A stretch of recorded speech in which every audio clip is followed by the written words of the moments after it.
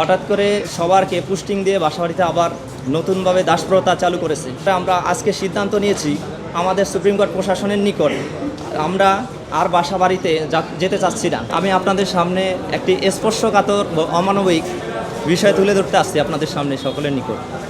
আমরা supreme court MLSS আমাদের সার্কুলারে নিয়োগ ছিল অফিসে ডিউটি, ওরকম বাসা ডিউটি কিছু উল্লেখ ছিল না।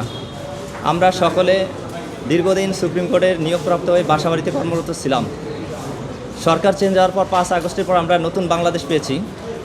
সেখানে আমাদের সাবেক প্রধান বিচারপতি মহোদয় সৈয়দ রেফাত আহমেদ স্যার আমাদের সকলকে 3 জন জাজেস কমিটি গঠন করে মাননীয় বিচারপতি ফারাহ মাহবুব, মাননীয় বিচারপতি শশাঙ্ক শেখর মহোদয় স্যার, মাননীয় বিচারপতি আশফাকুল ইসলাম মহোদয় স্যার, তাদের জাজেস কমিটি গঠনের ফলে আমরা সবাই অফিসে চলে আসি এবং আমাদের সকলের নিকট খুব সবাই সবভাবে অফিসে আরামে ডিউটি করছিলাম এতদিন। কিন্তু দীর্ঘদিন অফিসে ডিউটিতে অফিস করার পরে হঠাৎ করে আমাদের প্রশাসন আমাদের প্রতি হঠাৎ করে সবারকে পুস্টিং দিয়ে বাসাবাড়িতে আবার নতুনভাবে দাসপ্রথা চালু করেছে। প্রাণ ফ্রুটো, সময় অসময় ফ্রুটোময়।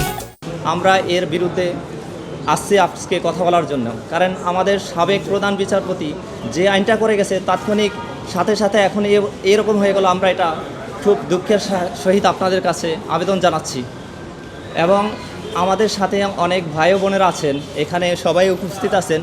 তারা দীর্ঘদিন বাসাবাড়িতে ডিউটি করার কারণে সাপ্তাহিক কোনো ধরনের ছুটি পায়নি এবং ঈদের দিনও ডিউটি করা হচ্ছে, যেটা আমি নিজেই এর ভুক্তভোগী।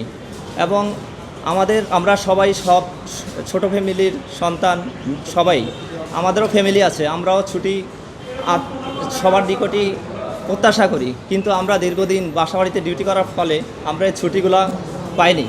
আমরা সব দিক দেখে আমরা ত্যাগ তিতিক্ষা করে আমরা আজকে সিদ্ধান্ত নিয়েছি আমাদের সুপ্রিম কোর্ট প্রশাসনের নিকট আমরা আর বাসাবাড়িতে যেতে চাচ্ছি না।